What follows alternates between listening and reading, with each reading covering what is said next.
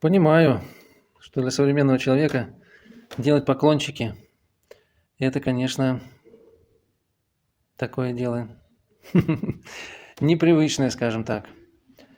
Да, потому что в каждом из нас, вот видите, как у меня сейчас есть светлая половина и темная половина, как святые отцы говорят, ветхий человек и новый человек. Вот. И вот ветхий человек, он, конечно, не хочет Богу кланяться, он никому не хочет кланяться, хочет, чтобы ему кланялись.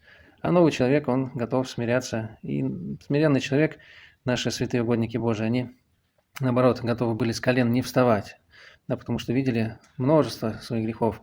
Один из святых говорил, такое количество мы должны видеть, как песок морской. Представляете, сколько на пляже, да, песчинок песка морского. Вот столько у нас грехов.